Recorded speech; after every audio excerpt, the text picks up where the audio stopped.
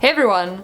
So today I'm here to review some more shades of the ColourPop Ultra Matte Lip. They individually retail for $6 US, they contain 0.11 ounces of product, and they're available in a ton of shades. They are said to be a thin, lightweight formula that glides onto lips smoothly and leaves an intense, pigment-rich, kiss-proof color with a bold, ultra matte finish. The packaging is a clear, gloss-style tube with a silver chrome cap, and they feature a standard doe foot applicator. They also have no detectable scent or taste. The formula itself starts off with a very thin, liquidy consistency, but it does dry within 30 to 90 seconds of application. They typically wear anywhere between 6 to 9 hours, and they can be rather drying due to that ultra matte finish. Although I do feel that a lot of the newly released shades are much more forgiving and comfortable on the lips. They carry more of a natural sheen rather than having that powdery matte or cling wrap type of finish to them. I find the newer shades are a lot more comfortable. The color itself does cling to lips, and while it can be uncomfortable, this ensures that the lipstick will last longer. Once dry, the product doesn't move or bleed, and it does become budge-proof and kiss-proof. But like with most liquid lipstick formulas, you will want to avoid eating big meals or anything oil-based, as it will cause the product to break down, move around, and wear away much faster. It's also important to properly prep lips before application, and really avoid pressing your lips together before the product has dried. Not doing so can cause the color to lift and appear patchy. Also, with this ColourPop formula, I found that applying too thick of a layer can cause the product to crack or flake off much easier.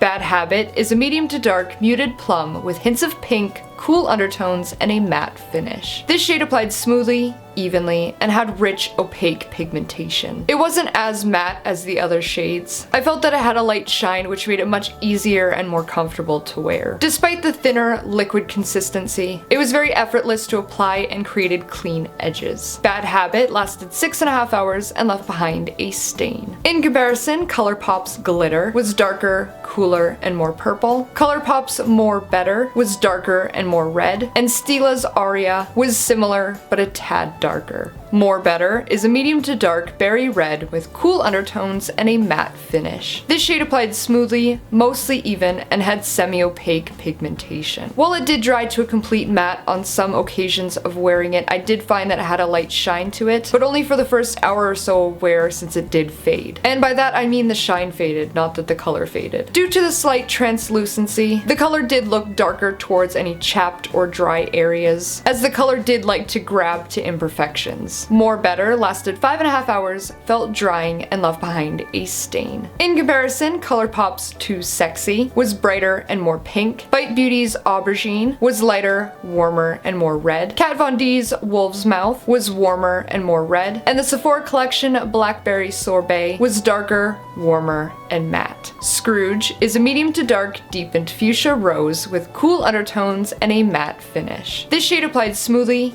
evenly, and had rich color payoff. The texture felt thinner and more lightweight on the lips, as well as having a more natural, not so flat finish that looked more forgiving on the lips than the traditional ultra mattes. Regardless, the color did still cling, and it did feel drying towards the end of wear. Scrooge wore well for 7.5 hours and left behind a stain. In comparison, Kat Von D's Bachelorette was brighter, warmer, and more red, and Mac's All Fired Up was brighter and warmer. Solow is a light to medium muted pink with hints of yellow, warm undertones, and a matte finish. This shade applied smoothly, evenly, and had mostly opaque color payoff. I felt that the color did apply more sheer towards the edges of my lips. Also, due to the lighter nature of this specific shade, it did accentuate any imperfections, and the color did lightly crack towards fine lines. But on the bright side, it only began to flake towards the end of wear. Solow lasted 6 hours and felt drying.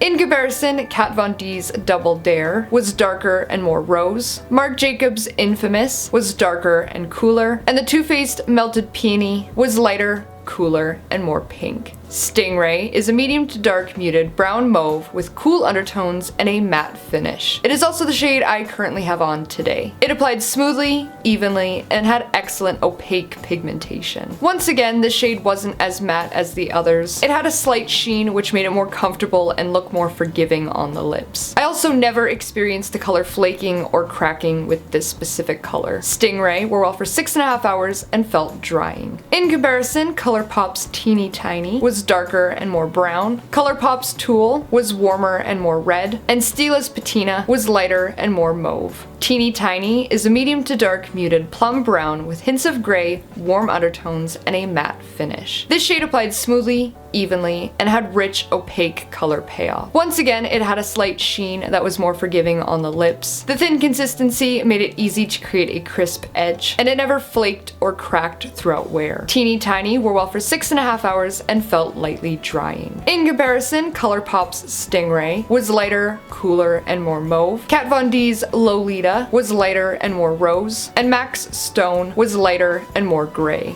So overall, while these liquid lipsticks do lean on the more dry side, they are extremely affordable and they offer a very nice variety of shades. Despite the price tag, I wouldn't necessarily say that these are a great introduction if you're new to liquid lipsticks though, since they can be a little more difficult to apply and they are drier. But like I said earlier in the video, I do feel like the newer shades are a much more forgiving, more comfortable formula. Regardless, if you haven't tried them before and you are a fan of liquid lipsticks, or just if any of the colors have caught your eye, then they are definitely worth checking out. So be sure to let me know in the comments below if you have tried any of these before, or just in general what your favorite liquid lipstick brand / formula is. As always, don't forget to check out my blog for more details, photos, and swatches, as well as like, comment, and subscribe to show your support. If you'd like to give me a follow, I will have all of my social media listed here, as well as down in the description. As I always say, I hope you found this review helpful and hope that you're having a fantastic day, and thank you so much for watching.